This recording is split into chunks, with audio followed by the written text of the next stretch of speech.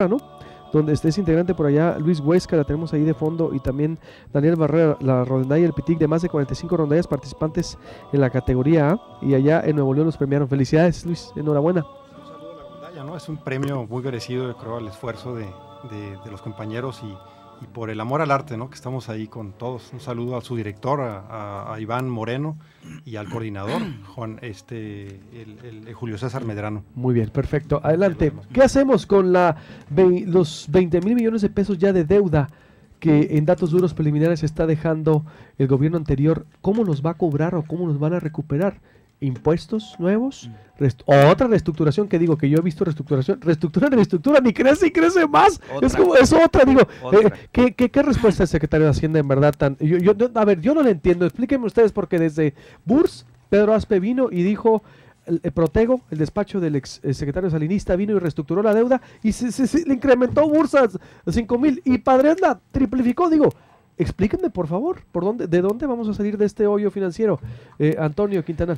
Bueno, buenos días, Luis Alberto. Pues bienvenido, es Francisco muy Zavala. interesante este tema, y yo creo que tu pregunta es, ¿sería viable una reestructuración? Y mi respuesta es, pues no solamente es viable, sino es necesaria una reestructuración, un ajuste presupuestal y muchas otras cosas más. Para empezar, creo que el gobierno del Estado, como todos los gobiernos, ha tenido deudas que se han sido manejadas. Nada más para citar un ejemplo, en el presupuesto de 2015 está previsto una erogación de 3,270 millones de pesos para el pago de la deuda. Tuvo un incremento esto del 38% respecto al 2014, donde la deuda se trató de cubrir con 2,361 millones de pesos. Bueno, pues entonces ha ido creciendo. Por otro lado, en el proyecto del presupuesto federal de la Federación para el 2016, hay un presupuesto global general propuesto para el Estado de Sonora de 53,424 millones de pesos. Que eso implica, para darnos una idea, un incremento del 10% respecto al presupuesto de este año. Entonces, de alguna manera, pues ya está previsto una erogación adicional dentro de las provisiones que está haciendo el gobierno federal para esto. Entonces, por un lado, ¿cómo se va a manejar esta deuda? Bueno, pues a través de un incremento en las participaciones federales, que es una, ¿verdad? La otra, también del presupuesto que sí tenía ya autorizado para el manejo de la deuda, que ha estado presente en los últimos presupuestos. Y finalmente, pues si hay un adicional que se tenga que sacar, tendrá que venir de una reestructuración del presupuesto estatal. Pero ¿cómo ayuda una reestructuración? Explícale al auditorio, Luis Huesca, tú como director de Economía, ¿para qué? Si otra reestructuración, Burs la reestructuró con un asesor de primera, como era Pedro Asper Mella, salinista, pero se endeudó más. Padres también la reestructuró como 2 veces y se endeudó al triple. A ver, explícame. Y otra vez Claudia Palovich y su gobierno va a hacer lo mismo y endeudarse al cuádruple. ¿Cómo? Sí, mira, yo creo que no hay que tampoco satanizar la deuda, ¿no? Hay que ponerla en su contexto actual y realmente si es para que sea una palanca de desarrollo, en este sentido tener recursos frescos es excelente, es necesaria una reestructura. Y en el caso de Sonora, especialmente a partir del segundo trimestre del 2014, es cuando hay un repunte y brinca de un 13.4% como venía creciendo la deuda al 20.5%, son los datos del IMCO más recientes, al segundo trimestre del 2015, digamos que es como casi el cierre de caja, ¿no?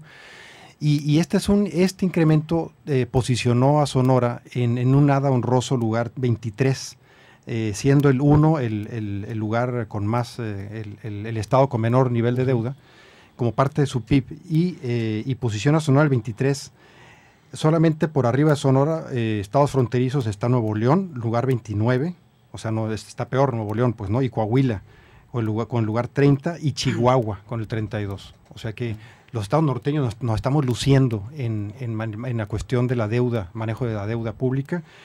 Y como también finalmente comentamos, hay una hipótesis básica, es que hubo un divorcio en el sexenio anterior con la Federación.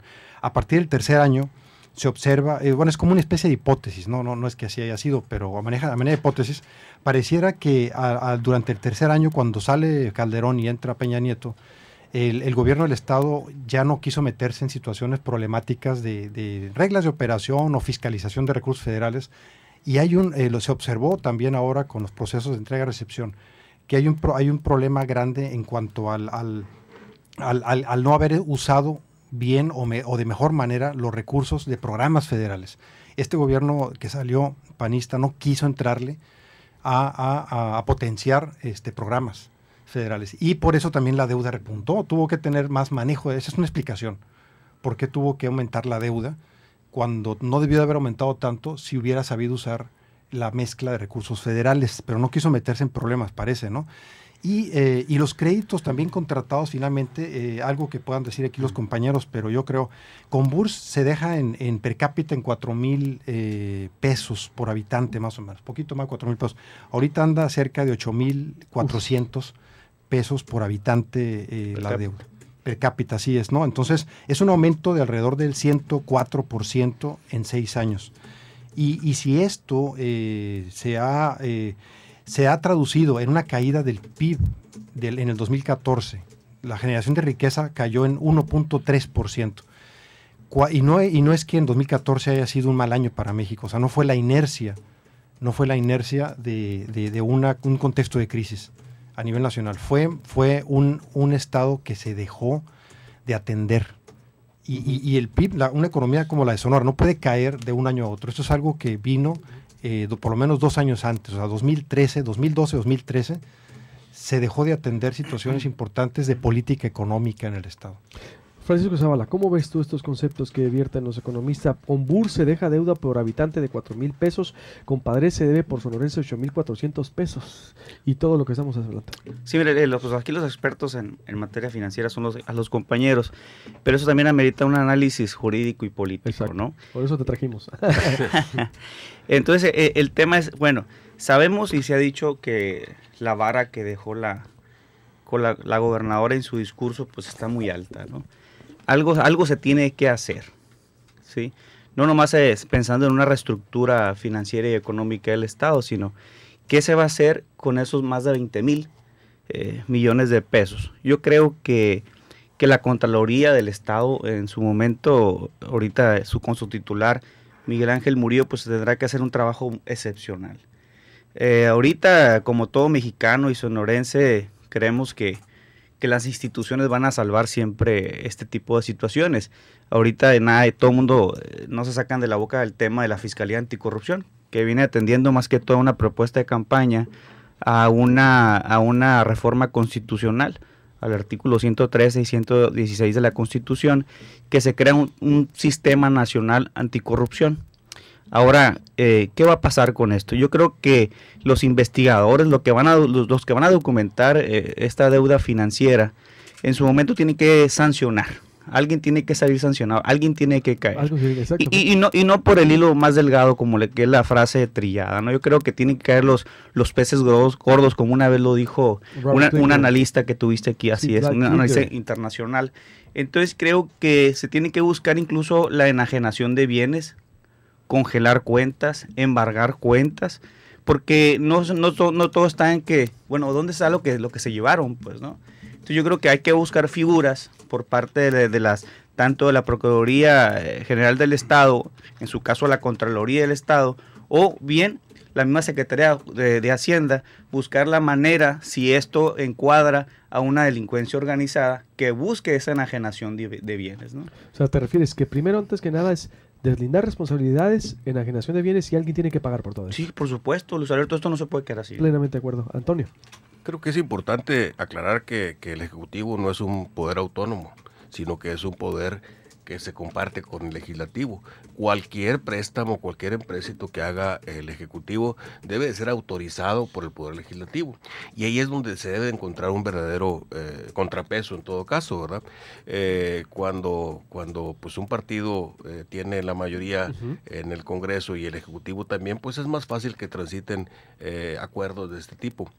Sin embargo, si hay responsables en esta deuda, pues también yo creo que debemos de pensar que las responsabilidades compartidas entre el Ejecutivo y el Legislativo. Son los que serían, dices, los que tendrían que abocarse para... Son los responsables de que se haya endeudado del Estado, no solamente el Ejecutivo, sino el Ejecutivo Tienes por toda la la razón. complacencia del Legislativo. Sí, porque todo fue aprobado por los diputados. Así es. Tienes toda la razón. Luis Huesca.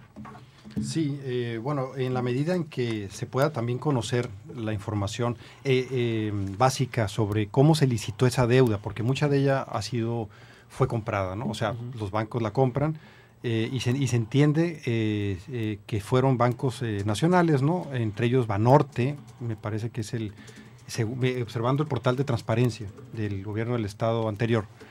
Se observa que ahí Bancomer, Banorte, Santander fueron los más relevantes, ¿no? Entonces, ellos compran pasivos y la deuda se va, pues es renegociar hacia adelante, ¿no? Es volver a negociar deuda hacia adelante. Y sería interesante observar, pues, los plazos. Qué tan largo plazo se fue los créditos que adquirieron especialmente estos tres bancos. Y bueno, y si esto finalmente, no toda la deuda, es importante mencionarlo, es deuda financiera, hay deuda de corto plazo a proveedores. ¿Esa cuál es? No han dicho. A ver, ¿no creen que se está tardando mucho el gobierno de hacer un corte de caja? Por favor, ya tienen un mes, bueno, 2 semanas oficialmente, ya tenían ya un mes y medio trabajando, Francisco Zavala, en los datos duros y todo. No han podido esto es preliminar, el secretario de Hacienda no ha dicho, ni nadie han hecho un corte de caja para que esto ya se acabe, porque no se le pueden llevar lamentándose de aquí a diciembre del desastre. Francisco, ¿no crees? Sí, preocupa ese silencio, ¿no? Ese silencio institucional, porque si bien antes de que tomaran protesta ya estaban enjuiciando, ya se preveía una cacería de brujas, ahorita veo totalmente mermada esta opinión por parte del Ejecutivo, que supuestamente ya tienen toda esa información. Esa información que dio Raúl Navarro, secretario de Hacienda, esa información es la que dio Secretaría de Hacienda Federal. Ahí se ve el programa donde Secretaría de Hacienda exhibe a Nuevo León, después sigue a Sonora y en tercer lugar a Michoacán. Entonces, esa información ya era conocida. Realmente hizo una repetición de información pública que ya conocemos todos. Totalmente. Nosotros hicimos un especial de Círculo que ya estaba con esos datos duros que dices tú. ¿Y por qué ahorita no han hecho un corte de caja y decir, a ver, alguien tiene, o cuándo, o están haciendo qué, Antonio? ¿Cómo ves esta situación? Pues yo creo que el proceso de entrega-recepción pues es un proceso complejo y largo, ¿verdad? Y lento. Que empieza, y lento, sí, que empieza desde muchos meses antes, probablemente desde un año antes, y que termina algunos meses después. Entonces, ese corte de caja se podrá tener hasta que se concluya plenamente el proceso de entrega-recepción. Por otro lado, el presupuesto de egresos es un presupuesto anual. Eso quiere decir que se termina hasta diciembre. Entonces la película completa la tendremos hasta diciembre, ¿verdad? En el mejor de los casos. ¿Tanto así? Completa, porque es cuando se termina el presupuesto. El presupuesto es algo muy sencillo, pero a la vez muy complejo. En primer lugar, está calendarizado, ¿sí?